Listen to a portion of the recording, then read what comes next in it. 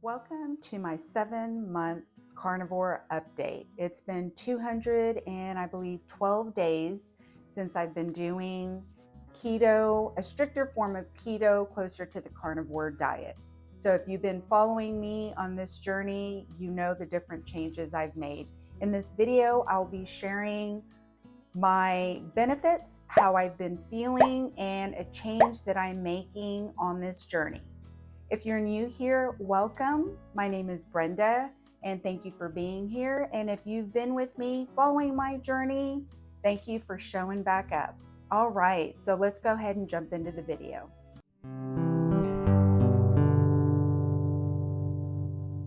The number one benefit so far is my acne. I started having hormonal acne before starting this journey. I was having tons of acne right here in my chin area. It was just getting very cystic like acne right under my chin. And soon after I started, it started going down. Inflammation was going down. They were just drying up. So that was an awesome benefit because I don't know if it was hormonal or what I was eating, but it wasn't something at my age, I will be 50 this year, that I want to start dealing with. I dealt with that in my teens. I'm over and done with that. And the number two benefit is my focus. I'm able to focus. I don't have the brain fog anymore.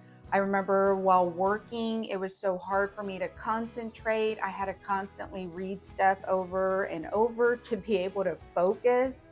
It was not a good feeling.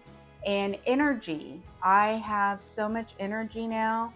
If I have a bad night of sleeping, I can still focus and have an abundance of energy. It's strange, however, sleep is very important. I don't want to make it seem like, very little sleep is healthy, because we all need our sleep. But if I've had a bad night, my energy is still up there. I'm able to make it throughout the day, make videos for my audience, everything. So that's an awesome benefit that I've experienced. And obviously, weight loss. So I started clean eating in July of 2022. And in August of 2022, I went keto. So I did keto for a moment, and then I went into more strict keto, closer to carnivore, in, I believe it was November of 2022. And that's when I went zero carb. Now, carnivore can be different versions to everybody. There's super strict carnivore where it's just, meat, salt, water. But I was not that, because I was including coffee. But I was pretty much zero carb. Every now and then, like cheese has some carbs. I was still 100% animal based. I had no sugar. I had no sweets, nothing like that, no processed foods, nothing. So, with all that being said, I did have weight loss.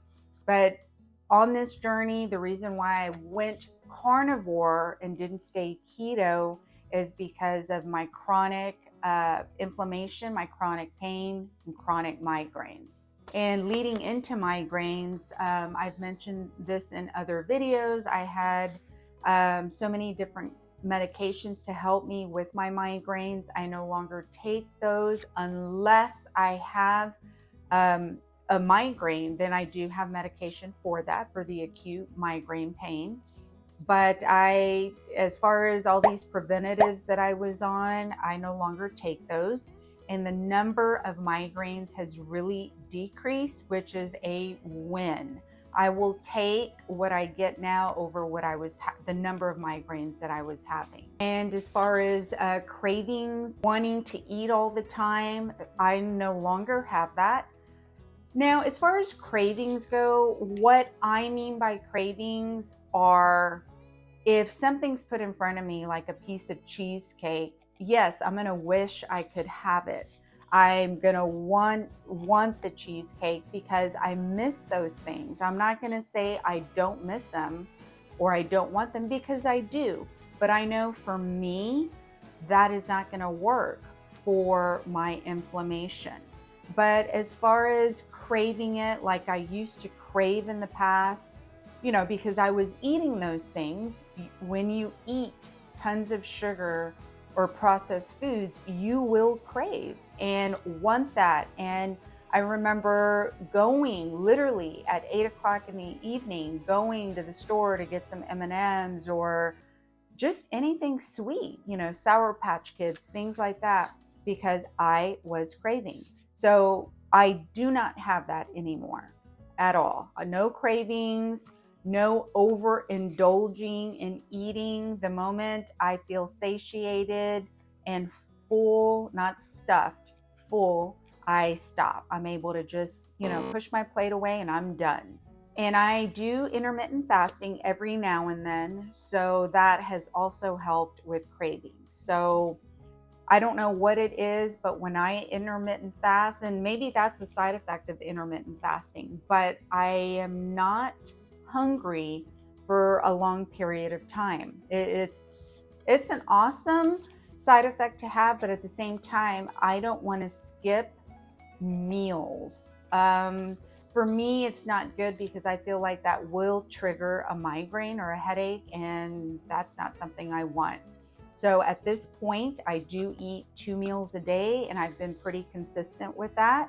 I will have my coffee and then my 2 meals, which is breakfast, lunch. That's what I call it since that's my first meal, and then my dinner. Swelling, I had, even beginning keto and beginning carnivore, I had a lot of swelling going on my feet, you know, my toes, my ankles, just I'm sorry, just a second. Sorry about that. My cat is all over the place. Okay, yeah, so I did have a lot of swelling. Nothing on my upper extremities, arms, fingers. It was in my ankles, which was odd. And, you know, I had a lot of people chime in and tell me it was probably imbalance of electrolytes, things like that, which I don't know if it was or not, but I did incorporate LMNT or element. I always mispronounce it, element, in my, you know, daily routine with, you know, with my daily water. And I also tried Relight by Redmond Salt. They are both good. If I had to pick between the two, I don't know.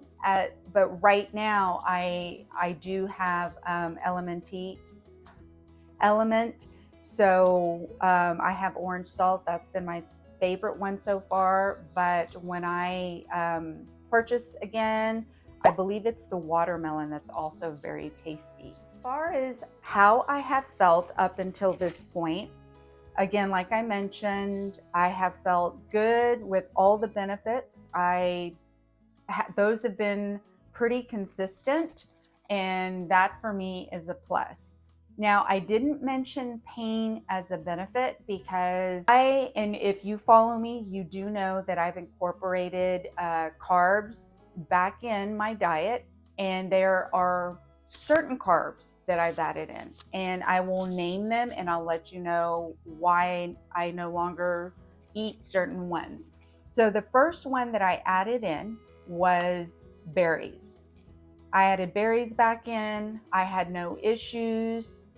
And it's still, you know, on the fence on that. I don't know if it's causing issues or not, and I'll explain why in just a moment. Then I added Brussels sprouts and broccoli, and I had to do away with them. And I'm adding these in one at a time, really.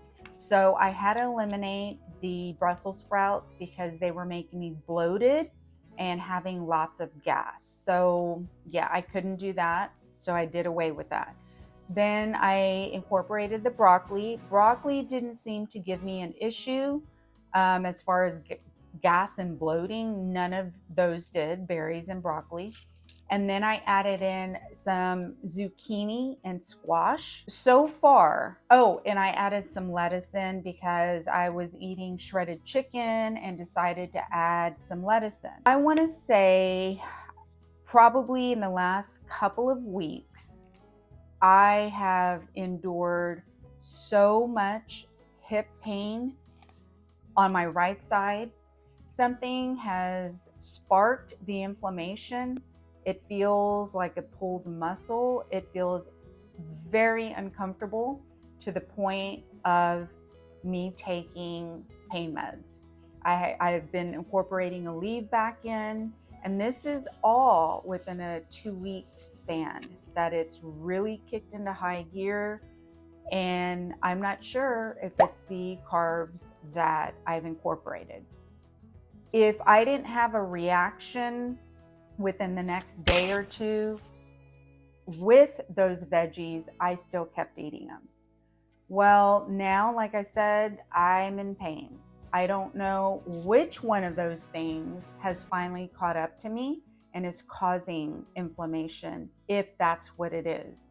But because I don't know if it's those carbs, I'm cutting them out completely. I have to make a change because there's no way I can live with this pain. And that was the whole reason why I started this journey, more carnivore journey, because of my chronic inflammation and pain.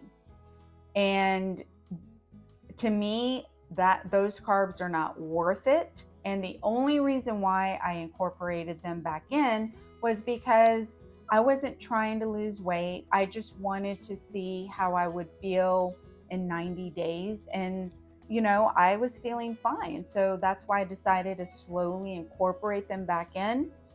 But here we are about probably 2.5 months later, and I think my body's inflamed because the headaches aren't any crazier. It's just that hip pain. So it's unfortunate. I'm going to have to cut them out. My sleep is okay. It hasn't really affected it too bad. Another thing that's come back is itching. I have this inflamed red rash right here. Don't know what it's from. I've never had allergic reactions to deodorants, lotions, nothing like that, nothing different. So, and I'll put a picture right here so you can see what I'm talking about. So I have that as well. And another thing I experienced, which I didn't have before at all, were heart palpitations. I can be laying in bed, just relaxing, watching a show, and all of a sudden I feel my heart just pumping and pumping. And it's been going on off and on within the last couple of weeks. And I even told my husband, if it keeps on, I'm going to have to get checked because it's heart palpitations. I mean, I'm 49 years old. I mean, geez, I could be having a heart attack or something. I don't know, but I haven't experienced that before. Okay, so now I'm with things that I have changed. And please, if you haven't already, and these are videos you like, please give it a thumbs up, hit that like button, and subscribe to my channel. And make sure you hit that notification bell so you'll be notified every time I upload a video.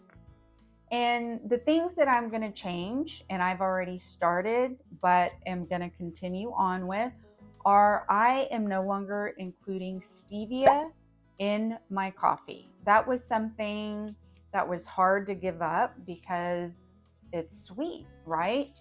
So that was a struggle for me. And I was drinking Zevia, you know, one every other day or so.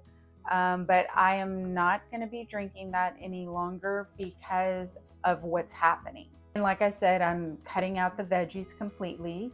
And the thing I've done differently, which I did mention a while ago, are 2 meals a day. I've been pretty consistent with that, and that works with my current lifestyle. The intermittent fasting, those are the things that I am changing. And I have no set days that I do intermittent fasting or strict with it. You know, the goal is, you know, the 16 hours and I'm able to do 16 hours. But if for some reason I'm not hungry and I go to 18 hours, I'm good with that too. But I'm not going to do fasting every single day. I just feel like it's not something I need to do. So I'll just do a few days.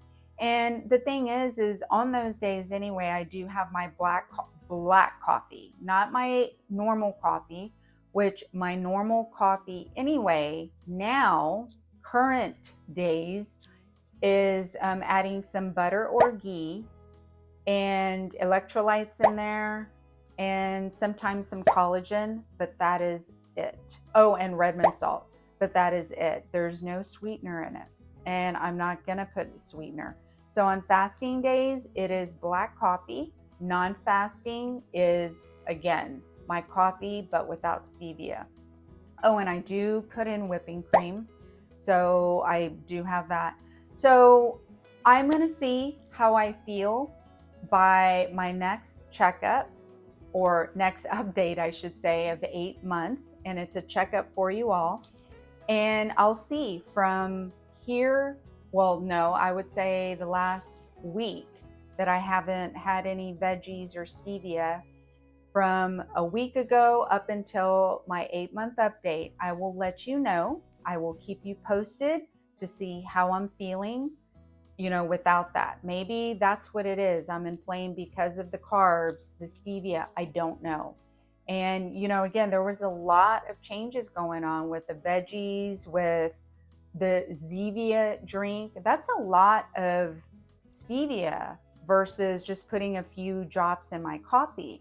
So I don't know. So again, it's back to elimination, back to the drawing board. And I'm okay with that because it's a good way of eating. So like I mentioned before, if you're struggling or you've incorporated, carbs and you got inflamed, let me know. Share your story, because let me tell you, if it's the carbs, it's not a good thing. Thank you for being here, and I'll link my last video right here. Go watch that now.